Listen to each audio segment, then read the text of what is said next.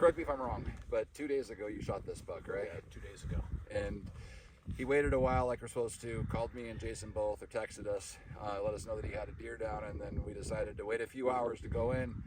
Waited a few hours to go in till 4, which didn't feel like the right move, but ended up being the right move. Found all the blood, looked like a liver hit. Deer had gone too far for a good liver hit, so backed out again, waited overnight. And yesterday morning you came in, Yes. spotted him alive. Spotted him alive, yeah. What was that, about 8 a.m.? Geez, I don't remember what time it was, but it was, yeah, yesterday morning. Morning, yeah. I was on my way to come down to come find the dead deer. Yeah. Probably a pile of bones, right? Yeah. And I'd stopped short and went back home because the deer's still alive the next day. Yeah. So backed out again, but he stayed last night and hunted. Did you go into the stand, or what did you do last night? No. I had him last night right here. You had him pinned, and then I had him 100 yards down this draw right here. Jeez. So we had him picked out, didn't hunt the same spot because you found the deer again.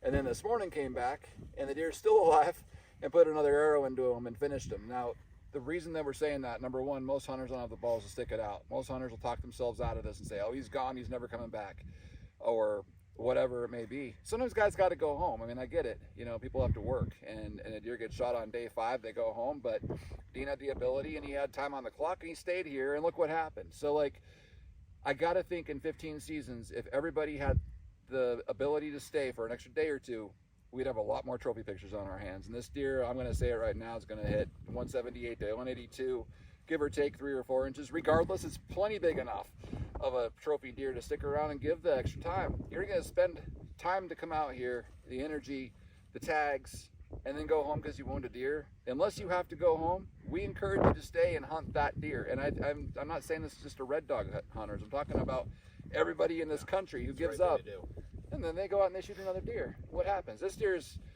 he wasn't mortally hit the first time because of some circumstances, but coyotes were going to drag this thing down and kill it. I'm confident of that. Within the next week or two, this deer wasn't going to make it through the winter with the size of the hole in his body. Yeah. It just is what it is, and now he's going home. The meat's fresh, and Dean gets to have a nice cape on his wall with a beautiful, well-earned buck. Yeah, it's a nice buck.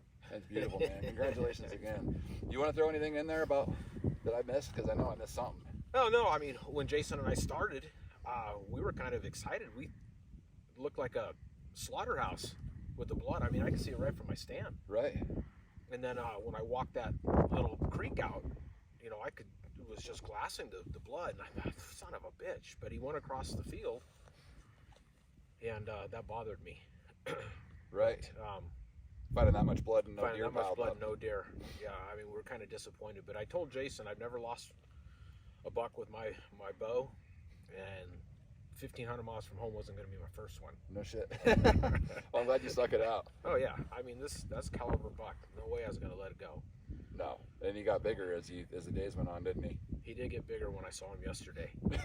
He had to turn his head in the sun to get that shine. Yeah. My God, that's Well, a big deer. You know what? He kind of caught me off guard because I walked across that little knoll right there, Jason, coming up out of the hole to get over into the bottom of these trees, like he and I agreed on.